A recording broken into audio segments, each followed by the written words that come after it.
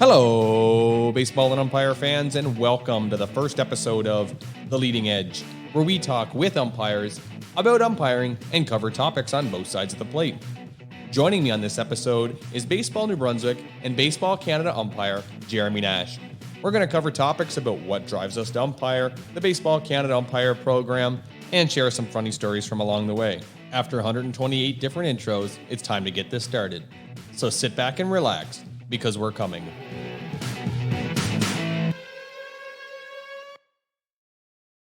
Hello, baseball and umpire fans, and welcome to the very first episode of The Leading Edge, where we talk with umpires about umpiring and cover topics on both sides of the plate. Before we begin, let's get some of the formalities out of the way. My name's Philip. I'll be your host. Now that that's over with, we can get to why you're here. Joining us on today's show, the man, he's no myth, a legend in his own mind, straight out of New Brunswick, Jeremy Nash. Jeremy, welcome to The Leading Edge. Hey, Philip, thanks for having me. I'm excited to be your first guest. I know I'm probably not the best umpire in Canada, but I know for sure I'm your favorite umpire. And also, if you're looking for a good Jim Wolf lookalike, I'm your man. So I know why you reached out to me for the first guest.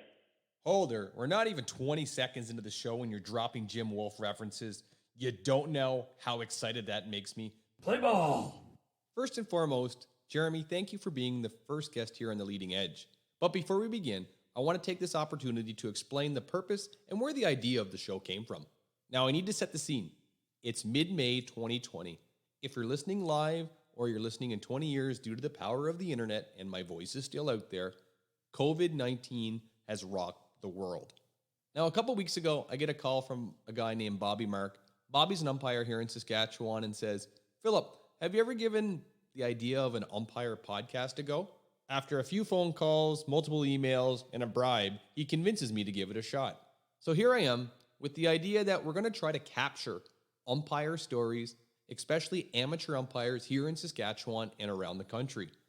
The essence of the show is to give an avenue for umpires to share some of their stories. Amateur grassroots umpires just talking about why they love umpiring and what really drives them. Because even through COVID-19, the umpire family is alive and well. Though as umpires who are typically used to a short 3-month season, there's a strong connection and strong family of umpiring here in the province. I assume it's just like you guys there in New Brunswick that run, I think, a 5-6 month season. I'm starting to come to the realization that after 20 plus years of umpiring, this will be the first season that I'm umpireless. What about you? Yeah, I'm kind of thinking the same thing. Actually, our season would have started about a week and a half ago now, so it's kind of upsetting that we're sitting at home and not being at the ball field. But I think I'm kind of in the same boat as you. I think the summer will be the first summer in a very long time that I'll not be on the field to either play or umpire. So that's actually probably, if you're going for playing and umpiring, that's probably going to be the first time in 28 years I'm not going to be on the ball field. So it's a little upsetting, but it's time, the new normal, and hopefully soon enough we'll be back to a more suitable normal than we are now. Well, yeah, I think that's true for all of us. You know, you talk about playing and umpiring. Maybe before we get any further, let fill us in on where you're from and maybe some of your baseball resume. I was born in Newcastle, New Brunswick, where me and you first met playing mosquito ball together. So, I grew up just playing in the Newcastle and Chatham minor ball systems from mosquito to junior. I was lucky enough to attend a few national tournaments as a player during my years in midget. And then from then, when I moved down the road, an hour and a half to Moncton, I transformed into a full-time umpire, hung up the playing cleats and put on the base shoes and kind of ran with that. And a few years of that, I was lucky enough to be asked to start looking into the national program. And in 2011, I attended my first national, and here I am now. I've been in the program now. This would have been my 9th year. So when you say the program, what program are you referring to? Sorry, the Baseball Canada program, which is kind of what brings most of us together. So Jeremy and I are both in the Baseball Canada National Umpire program. I'm a proud member. I'm not going to speak for you, but what do you think? Oh, I'm very proud to be Baseball Canada umpire. I mean, it's the best of the best in the country, and I think we do a really good job at these tournaments. We're a very professional crew, and it's very well organized. on both the umpiring side and the baseball side. So it's Baseball Canada does a very good job, and I'm definitely very proud to be a part of it. So for everyone listening, to give you a quick synopsis of what the Baseball Canada Umpire Program is, it's simply the mission of the program is the Baseball Canada Umpire Development Program Committee is to meet the needs of the Canadian umpires at various stages of development by creating training and resources while providing umpires with appropriate experiences. The vision of the Canadian National Committee is really to be a world leader in amateur umpiring training, and I think they do that. The objects of the committee is to develop top quality amateur umpires, and I think we get that opportunity at various national championships across the country. Everything the national championships run from a 13U, 15U, 18U. They have a category in there called the 17U, or what we refer to as the Canada Cup, the 21U, the Open Senior Championships, and over the past couple of years, they've introduced a 21U female invitational and an Open Senior Female Championship. Am I correct? Yeah, I think there's also 16U for the women as well. Right. So Baseball Canada puts on national championship. Baseball Canada is the governing body for baseball in Canada, and we get the chance to be part of this development committee. Not the committee. We get the part to be part of the development program, and it's not quick to get into the program either. You have to demonstrate some competency and really work your way up through it. What are some of the steps that you use to get into that program? I mean, really, it was a lot of learning, just from the groundwork, just get your nose in the rule book and get a good base of that. But the biggest thing I found that helps what I helped in New Brunswick was a few people. I had Mike Doucette, Darren Scott, and actually David Cass. I find one thing that I'm very proud of here within New Brunswick is we have a very strong community of helping each other out. So when I was first starting out, there's, as with anything, you think you know it all and you think you got to figure it out. And once you kind of get going, you realize you have a lot of learning to do. And we're not a community here where we're trying to put each other down and there's no one person trying to be better than the next. It's a great community where we try and help each other out, try and make each other better. Yeah, I think that's a beautiful thing about the program in general, right across the country, is there's guys and girls. It's not specific to any gender. Umpires across the country are really pushing each other to be the best umpire. And every time one of us gets the chance to go to a national championship, I think that's what I really love about it, is that a lot of people think that there's competition amongst players, but there's lots of competition amongst umpires to be the best umpire.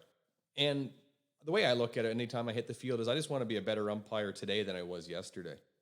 Absolutely. I mean, there's when we do a senior league here in New Brunswick, it's not just you finish your game, you get in, you get dressed, and you leave. It's normal for us to spend anywhere from a half hour to an hour sitting in the dressing room talking about the game and just going over things that happen and getting better. I think that's one of the funnest parts to me too. It's not just to show up and get your money and leave. It's the learning, it's the bonding. That's the fun part of it that really keeps you going back. So you mentioned the New Brunswick Senior Baseball League. I'm familiar with it, originally coming from New Brunswick, now living in Saskatchewan. But can you fill us in just quickly on some of the leagues that you work? Now that I have 3 kids, my umpiring's a little bit limited, so I'm not quite doing as much as I used to. So now you talked about that Open Senior League that they have at the national tournament. That's one of the biggest leagues they have here in New Brunswick. It's an amateur league, but it's come across a lot of good talent over the years. We've had Matt Stairs, we've had Jason Dixon, Riel Gourmet. All those guys have played in it, and as you can see with the results of New Brunswick the last few years at the Nationals, it's actually I say the last few years, even longer than that. Actually, they've always had a strong showing. So it's just it's a very competitive league. There's not many teams, but it's intense. It's good ball, and it's kind of one that's really fun to do. I think one of the funner things, one of the funner leagues I've seen around anyway. No question, it's definitely a very competitive league. I can remember working it before I moved, and I learned a lot of chances to game situation management. I know that the competition is very tight in the league. There wouldn't call it animosity, but more that competitive spirit that drives that league. You mentioned there's not a lot of teams. How many are there? Right now there's 5. PEI, just like we call it the New Brunswick League, but it's technically New Brunswick and PEI League. So there's 4 within New Brunswick and 1 within PEI. and you say that the situation management, I think it being such a small league and there's such few towns, you're seeing the same teams all the time. So it doesn't take long if you get yourself into a rough spot where your game management can really come into play, because they're competitive, they're bitter, and they don't forget easy. So usually if something happens, grudges are held for, 2, 3 weeks, years, depending on the person and the situation. But I've definitely seen some grudges held in that league. So game management is, if you're going to do that league, game management is one of your biggest tools for sure. I think I've worked with you many times over the years. Maybe we'll get together and talk exactly how we know each other and then move on, because I think we can do a whole episode on that New Brunswick Baseball Senior League, and that'd be something I would entertain bringing you back on someday and having that discussion. But I think we can move on from this because we could talk all day.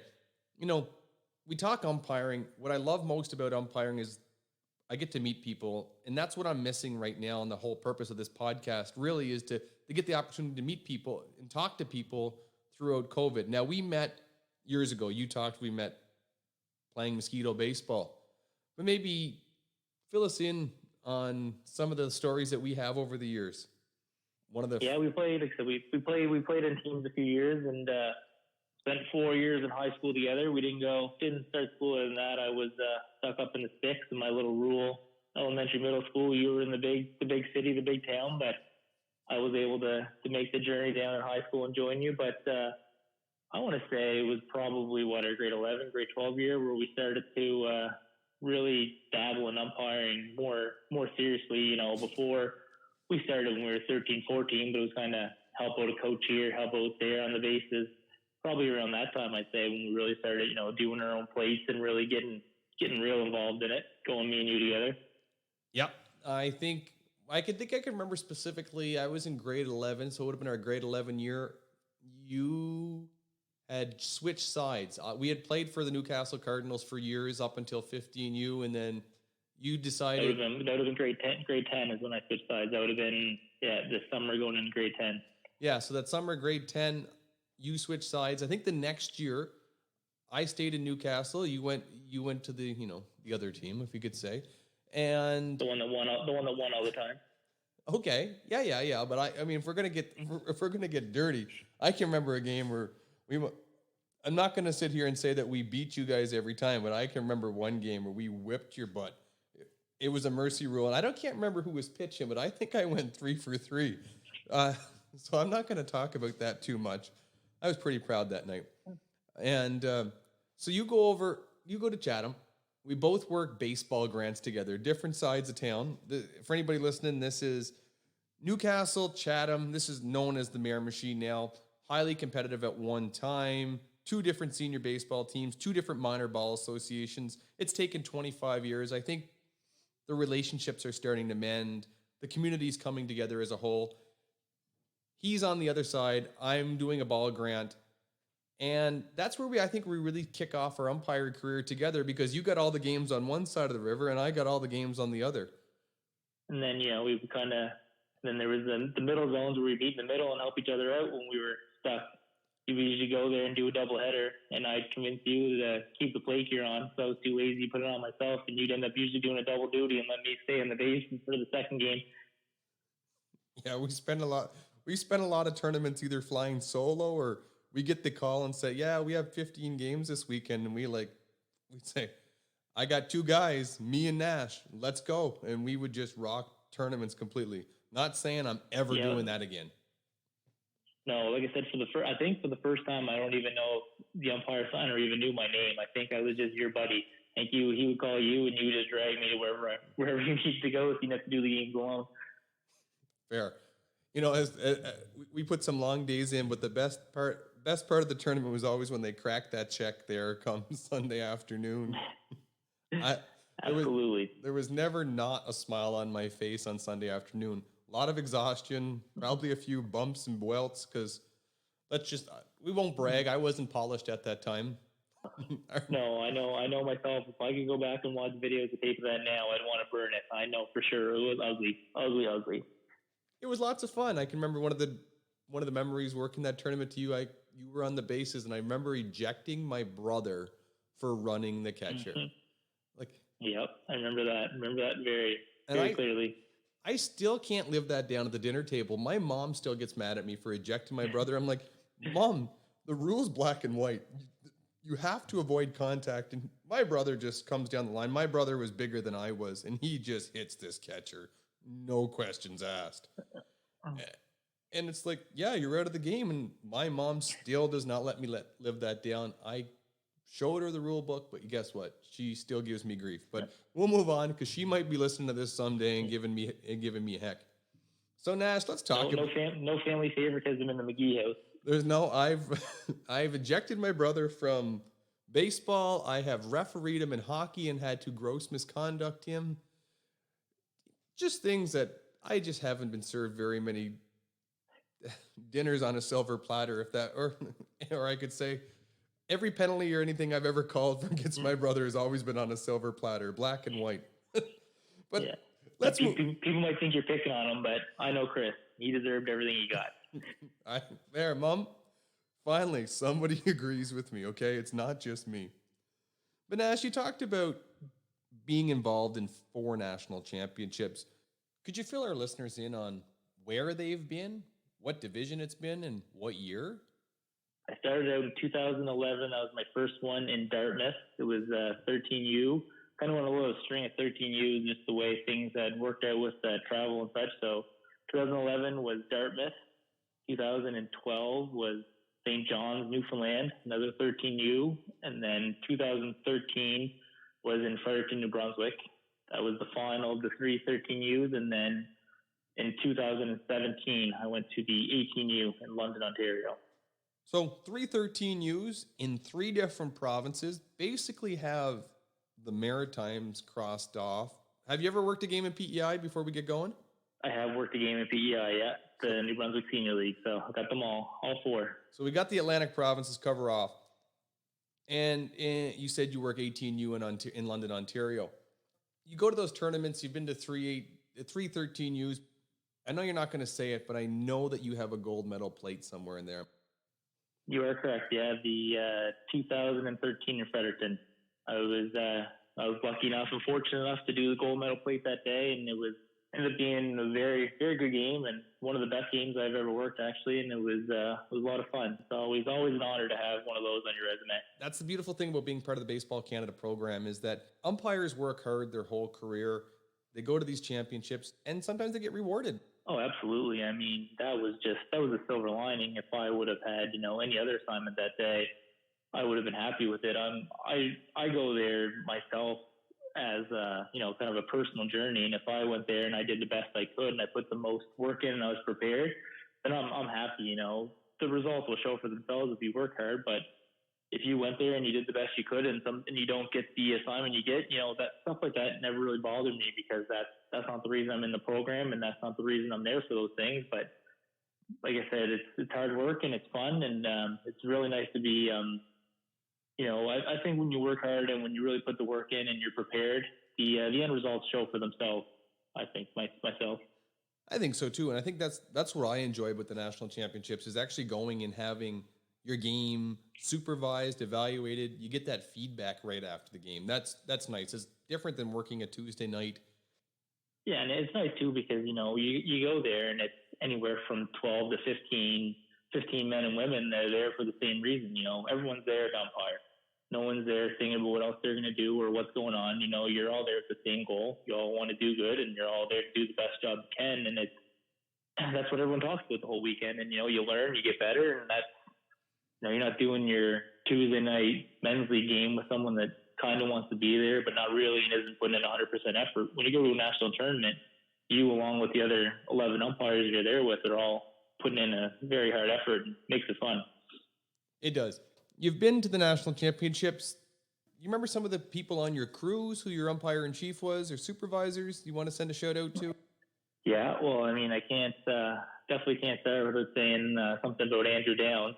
Seems like I think when he sees the tournament assignments go, he makes sure that he's a supervisor at one of my tournaments. I think he's followed me around just about everywhere I've gone except for London. So, I have a lot of respect for Andrew. He's been hard on me at times, but it's been fair hard.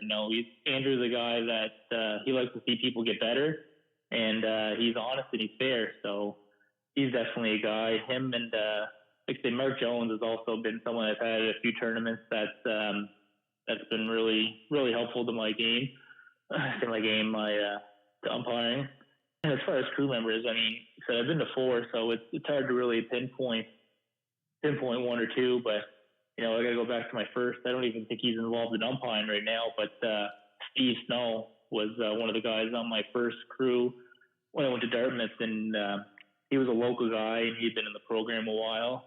I was kind of new to it, so he was kind of showed me the ropes and brought me around town and helped me out.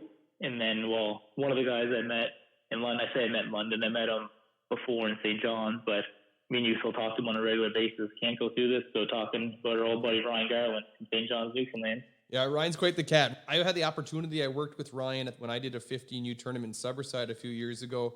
But for anybody listening, Ryan dabs his feet in both sides of the world. He's the executive director of Baseball Newfoundland and Labrador. We have a group chat going. We like to give Ryan grief. He gets grief all the time, especially through this COVID, where this should be his busy season. He's sitting around doing nothing, really, if you ask me. Because we can text him, and he can respond back any time of the day. Not only can he answer text, he can write a novel in a text any time of the day. He's not a 1 or 2 word response. When you have to take about 5 minutes out of your day to read any text he sends. He's a real Stephen King. It's always a thriller. That's the nice thing I think about this national program too, is that we get to work with the same guys. We get to meet guys over and over again. If you're in it long enough, it's almost like a catch-up. Like, hey, what's going on? How have you been? When you enter the program, it seems like you have a life cycle. You're only in the program for a few years, so many years, just the way life is. And you come up through the program with other umpires. Yeah, and you say, like catching up with guys. I think that's one of the funnest things. Like when you're going to a tournament, when the rest of the umpires get announced for your tournament, it's almost like Christmas morning. You go on the website, you're going through the list, and you're seeing you're looking, oh, I know him, and you kind of, you get excited to see your old friends again. So that's always one of my favorite parts. You go to the website, and once they announce the names, and just to see who you're with, it kind of gets you a little bit fired up to see your old friends. You know what? That's a great analogy. Comparing it to Christmas morning. I know I've done it. I've heard other people have done it. It really fits. So moving on from the national championships, you thrown out a few guys' names. Any local legends that you have here in New Brunswick that you want to say hi to, say thank you to? Well, I mean, I think there's only one legend in New Brunswick, and he's a legend in his own mind for sure, and that's got to be Craig Hope. The legend start and end with him. Craig Hope, is that the guy that likes to wear long sleeve shirts under his jerseys? He likes to wear long sleeve shirts any time of the day. He'll wear a long sleeve shirt if it's 30 degrees outside. When we're doing senior games together, I have to fight with him to put his short sleeve on. Oh. He wants to wear a coat all the time. If you ever want to have yourself a 3-hour podcast, just give him a call and ask him one question, and he'll be able to talk. You won't even have to say another word. He'll have 3 hours covered, no problem. Some of the stories may be true. Some of them may not be true. I'm sure that guy has a lot of stories he'd like to share. That might be a guy that I'll put on the, the emergency call-up roster if I need him. Yeah. I may have to help him out on the technology side of it, but other than that, he'll be all right. Oh, Hopi. We call you out because we love you, buddy. What do you love most about umpiring, Jeremy? I just love baseball. I started playing when I was 5. There's nothing better than when you go to the park and there's 2 teams and you get a really exciting game and you come out of it and it doesn't even feel like work, but you know what I mean? Like they hand you money at the end of the game and you almost feel like you don't deserve it because you had just as much fun, if not more fun than anyone else out there. So I love being on the baseball field, whether I'm coaching my son or playing myself or umpiring. It's all about baseball. I have to agree with you, Jeremy. I know that as I've gotten older, umpiring has provided me the opportunity to stay involved with the game that I love, the game I grew up with. I've also come to appreciate the finer points of umpiring and the strive to get better as an umpire, just like players strive to get better. And just like you, $20 doesn't motivate me the same way it might have when I was younger. No, I agree about the better umpiring. I mean, how many times have we spent an hour and a half on the phone from New Brunswick to Saskatchewan after one of us done a game to talk about situations and to try and better ourselves. So no, I definitely agree with you on that one. It's, you just always want to improve and you always want to get better. So I agree 100% there. There's a segment of the show that we're going to break for a second, and I want you to listen to Roscoe's rule interpretation, and you give me your best idea of where we think Roscoe can go, okay? Roscoe's Rule Interpretation. Hello, everybody. This is Roscoe, and you're listening to Roscoe's Rule Interpretation. Today's interpretation is going to be about the strike zone. Now, the strike zone is that area over home plate, which is the upper limit of which is a horizontal line at the midpoint between the top of the shoulders and the top of the uniform pants. And the lower level is a line at the hollow beneath the kneecap. Now, most young umpires get themselves into trouble because they don't call a good strike zone. That strike zone limits them on the top of the strike zone. Remember, it's really at the horizontal line midpoint between the top of the shoulders and the top of the pants. Essentially, it's the strike zone at the nipple line.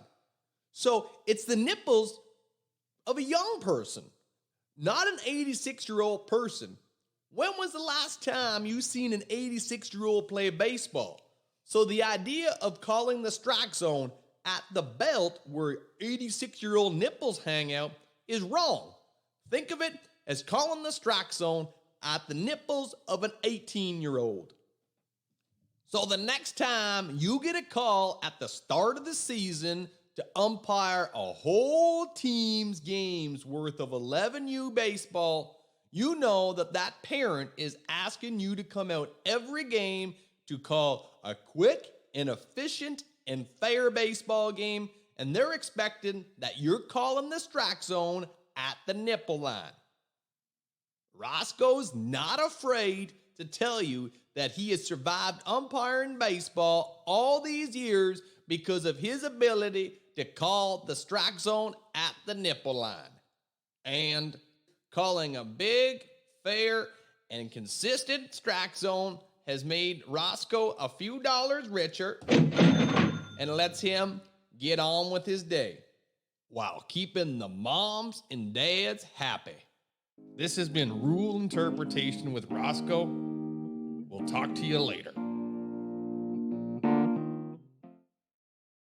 There he is, Roscoe. What do you think, Jeremy? Do you think he makes some valid points? Oh, he definitely makes some valid points. I think there's a few Roscoe's probably in every province. You know, guys like that, they may have their negatives, but they definitely have their place. I guarantee you, a guy like Roscoe, he's the kind of guy, if they give him a call on a Tuesday night when it's 35 degrees, he's the only one saying yes. No question. I got to respect those guys. There's a lot, we talked a lot about the national program on this episode tonight, but I think what I really like most about umpiring is actually just guys that really give back to their local communities and their local baseball and really look to make the game as best as they can. So to everyone listening out there, I think that Roscoe is going to be a regular here on the show, giving some, instructional feedback. But let's move on from Roscoe. Jeremy, back to you. As an umpire, do you have any goals for yourself? My goal as an umpire, just to continue in the national program and just, see where that takes me. I would love someday. Okay, full disclosure, podcasting rookie mistake. Somehow I deleted it, but one of his goals is to work a T12 championships. Now back to Jeremy. Well, I'm 33 right now, so we'll see if the years are in my favor or not. Like I said earlier, I have 3 kids now, so depends where my time lies with that. If I stick with it, that definitely is one of my goals, to just continue, maybe do a senior championship at some point in time. But I don't know, just kind of improving every day, I guess. Well, that's good. Improvement, growing, building. Good luck on your goals. Good luck on looking towards that T12. I want to move to a segment of the show that I'm going to bring some people on sometimes, and it's really just going to simply call it 10 questions. It might be about umpiring, it might not be. This is where we can get about, calls on both sides of the plate. So I'm going to ask the question. If I agree with you, you're going to simply hear. And if I think you're out to lunch, I think you're going to hear. Okay? So, first question. Ball bags, 1 or 2? 2. Jersey, do you choose black or blue? Black. McDonald's or Burger King? McDonald's. Burger King. Poutine. Yes, all the the way. zesty. Gotta get the zesty sauce. Zesty sauce. You're right. Do you prefer to work the plate or the base? This is actually new for me. For a long time, it was the bases, but recently, I think I really enjoy being behind the plate now. I'm going to definitely say plate. That's personal choice, so you know what? Okay. Base shoes, I'm a uniform guy. Base shoes, white or all black? Absolutely white, all day, every day. Anybody that wears all black shoes, we need to talk, okay? We'll hang out with Roscoe. Yeah, Roscoe, I think, wears the work boots. He's the guy that shows up with the CSA approved boots. Pepsi or Coke? Pepsi or Coke? I'll go Pepsi. Coming from the Miramichi, you're definitely Pepsi. When it comes to your hat, crease or no crease? Don't. Man, a guy like you at 5'3", you should be creasing your cap. It makes you look like you're 5'5". Okay, crease it, please. That's why I got the lift in my base shoes. Lift in the base shoes. Okay, the white gives you the extra little inch, eh? So, traditional mask or hockey style mask? Traditional. I don't have the right hair to have a hockey mask. You have to wear no hat. I don't have the hair for it. I don't look good enough like that. I'm not pretty. So I got a guy planned for the next show. He doesn't have a lot of hair, so that's actually one of the questions I want to ask him is how he umpires without having a lot of hair. Because I'm either going to have really nice hair or absolutely no hair. He has absolutely no hair. Not to brag, I feel like I am heading that way. So this is just, how do I get ready? Okay, you're going on the field. You got an undershirt. Do you wear a red or do you wear black? Black. Yeah, that red, that's passé. I'm glad that's gone.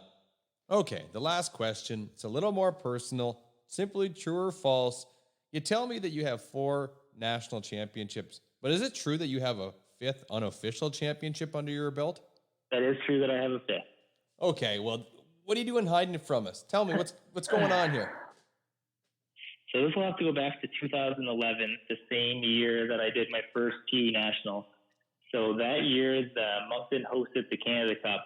Canada Cup is what it was called at the time. So Mike Doucette, who was an umpire here as well in Moncton, was one of the head volunteers for it. He was the one that got to Moncton, and he ended up umpiring in the tournament. So he did a lot of the legwork working up to the tournament. And then once the tournament started, I took over for him. He went to umpire. I took over everything else. So when I say everything else, I mean everything else. It rained the first day, so I was the grounds crew. When it came time to the late games at night, all the kids that got home, I was chasing foul balls. I was the guy that was running around the field making sure that the infield started on time. Pretty much, basically, long story short, I was there from 6, 7 o'clock in the morning till the very end of night. So I was having, some long days. So coming near the end of the tournament, and you know how it works when you go to those tournaments, when there's fellow umpires, there's volunteers, you like to look after the umpires. The whole weekend I was running, getting guys water. I was making sure the supervisors had what they wanted, just sucking up. Let's be honest, sucking up. I think every umpire that's at that tournament definitely appreciates an extra bottle of water, and I think you did well. Okay, well, keep going. So, like I said, at the time, it was my younger days. I like to have a pop or two. So, like I said, I was busy for the few days. So finally, Saturday rolls around. It's the last game on Saturday. The game starts. Everything's running smooth. My job is done. He said, "You know what? I'm going to take the rest of the night off." So I went down the line, and we had a little shed back at the time, and I may or may not have snuck a cooler into that shed, and I sat there for that game and had a few beer to that cooler. So, as you know, on the last day of the tournament, when they do the final assignments, the umpires do final get-together. So, because I was around them all weekend, I was invited to that get-together. So, I show up at the hotel, and I get on the elevator with Corey Davis. So, we're going up, and he says to me, "What are you doing tomorrow?" I'm Corey, the same thing I've done all weekend. I'm going to the ball field. He said, "What do you think about going to Riverview and umpiring?" I kind of laughed at him, thought he was joking. He said, "No, I'm serious." In that tournament, there was, I think, John Oko and someone else. There was at least 2, if not 3 guys that had gotten hurt in the run of the tournament. So they decided that let's take this fool that's been running around the ball field all summer or all weekend, who's nationally certified, about to do his first tournament, and let's throw him into a game. So I said, sure. Like I said, I had been down the line. I got into the cooler, so the night goes on. I spend the rest of the night with the umpires. I do not go home early. I did not stop enjoying my pop. So the next morning, I was supposed to meet Mike Doucette for breakfast and go to the field with him. That didn't happen. Made it to the field. Lots of time to get ready, so I show up, do the game. I worked with Mike Doucette was on the plate, and Guillaume Smith-Desbain was on the bases, who actually had as a supervisor later on in my Baseball Canada career. So everything goes smooth. It was 11-12 game. Couldn't tell you who won or lost. I know it was Newfoundland and PEI. So everything goes good. I get changed. I go back to the field, and everyone's there. So Corey and John call me into the change room to talk about the game this morning. I said, "Geez, that's nice of them. They want to give me a big thank you for helping out." So I sit down there, and this weekend in Moncton was hot, and this change room was no air, no ventilation. So they had one little chair sitting in the middle of the room like a police interrogation. So they sit me down, and Corey and John stand over me, and they just stare at me and stare and stare. How'd the game go this morning? Good. Everything went well. You sure? So now my head's starting to race. No, well, maybe not. So apparently, according to them, they had some complaints from the other coaches about the smell of alcohol off the breath of an umpire. So now my head's spinning. And, you take all the precautions. I chewed gum. I brushed my teeth. I was good to go. So I'm just sweating. And, I was sweating to begin with. And I'm sweating. So they go up one side of me and down the other about respect, and which they weren't wrong. So then they say, the final thing they say is that tournament you're supposed to go to in a few months in Halifax, we have to decide as a committee if you're going to be able to go to that or not. You can leave now. So let me leave the room. And so now I'm standing out there thinking that I just drank away my national tournament, and I drank my way out of the program. So Corey and John let me think that this was going on for probably a good hour plus before. I don't even think it was them. I think it was someone else felt so bad for me, probably standing over by the fence looking like a lost puppy, that they came over and told me that John and Corey had made it all up. It was all just a prank. It was all just to get me going. And everyone had a good laugh at my expense, which, hey, if someone get a laugh at my expense, then good for them. So now I'm sure there's people listening to this that have heard that story. If you're wondering who the guy is from that story, it's me. It's you. And I know Corey's a former umpire out of Saskatchewan. He was one of our provincial supervisors at one time. Made the decision to go to Alberta just because they don't pay any, provincial sales tax. That's kind of reason why he went over there. They're both jokesters, pranksters. I know Corey more. He likes to keep smile. He likes to tell stories. So Corey, if you are listening to this, we got a good story on you here. We appreciate having some fun. That's, I think, what about our national program's all about, and just getting together. So I really appreciate you, Jeremy, coming on the show today, being the first episode. Thanks for having me, Phil. Yeah, well, thanks. It's the first episode. It's something that we're going to work on to get better, work on the flow. I'm learning the podcast just like umpiring. I'm taking any feedback. So if you had feedback, throw it in the comments. We like it. Share it. Do what you want. Jeremy, before you go, do you have any final words? No, I just hope that anyone can take from this and enjoy it. And I'm excited to see your upcoming guests, and I'll be listening along as you move on. So I think it was a great idea to connect people, and thanks for having me. It's fun. I had a good time. Well, this concludes the first episode of The Leading Edge, where we talk with umpires about umpiring and look to cover topics on both sides of the plate. Join us on our next episode, where we sit down with Baseball Saskatchewan supervisor Scott Mills. But before we go, we would like to leave you with this. Whether it's Porcupine Plain, Saskatchewan, Wichita, Kansas, or Yankee Stadium, the plate is only 17 inches wide. But if you close your eyes at just the right moment, it might just get a little wider. Take care, everybody. Stay safe.